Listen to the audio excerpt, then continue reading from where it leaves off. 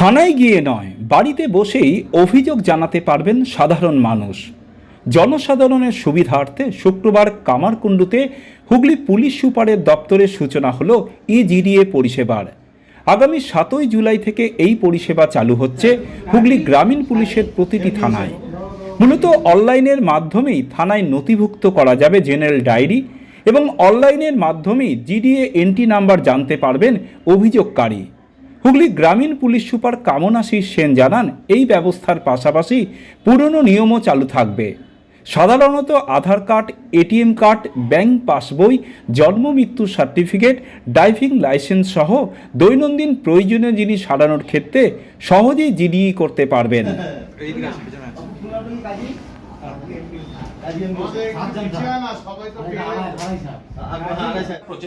প্রচেষ্টা কি আমাদের এখানে হুগলি রুরালের মানে অনেক লোক থাকে যাদের ছোট মানে জিনিসগুলো, অনেকগুলো জিনিস যেগুলো হারিয়ে যায় টাইম টু টাইম, অ্যান্ড আমরা দেখেছি কি হারানোর মানে ওরা জিনিসটা যে হারিয়ে যায়, হারিয়ে গিয়ে থানাতে জিডি করতে হয়।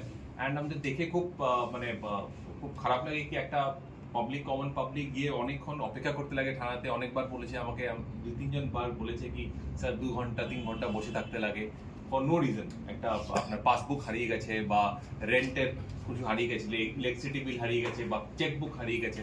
তো যে জিনিস কেন কি ওটার জিডি লাগিয়ে এন্ট্রি, কারণ কি যেখানে আপনার জিডি এন্ট্রি যদি না হয় তার পরবর্তীকালে ওটা ইস্যু করতে যে এজেন্সি আছে যেখান থেকে হারিয়েছে ওটা ইস্যু করতে অসুবিধা হয়। সেই কারণে বেসিক্যালি আমাদের যে প্রচেষ্টাটা আছে কি এখন আপনাদের এই যে আমরা নোট করা আছে কি কি জিনিস হারালে মানে অ্যাটলিস্ট আমাদের যতগুলো থানা এরিয়া আছে হুগলি রুরাল ডিস্ট্রিক্টে, ওটাতে কমন মানে যে সিটিজেন্স আছে, যে নাগরিক আছে, ওদের থানাতে আসতে লাগবে না। এটা কমিশনারেটে অন্য জায়গায় প্রবলি কলকাতা পুলিশ কমিশনারেটে বা ব্যারাকপুরে কোথাও অলরেডি চলছে আর কি। সো এটা রুরাল মানে ডিস্ট্রিক্টদের মধ্যে আমরা এটা চেষ্টা করছি, কেন কি রুরাল এরিয়া বা কি বলবো এটাকে সিটি এরিয়াতে প্রবলেমস তো সমানই সব জায়গাতে। তো এখানেও লোকরা যদি ফ্যাসিলিটি পায়, আর আজকাল তো ইন্টারনেট আর আপনার ল্যাপটপ তো সবার কাছেই আছে।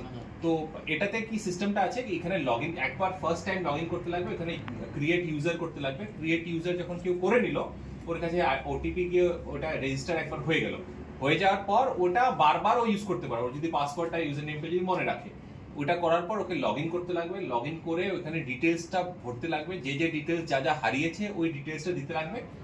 দেওয়ার পর ও যদি একটা নিজের সিগনেচার আপলোড করে ভালো কথা, but that is not mandatory. ওখানে সাবমিট করে দেবে।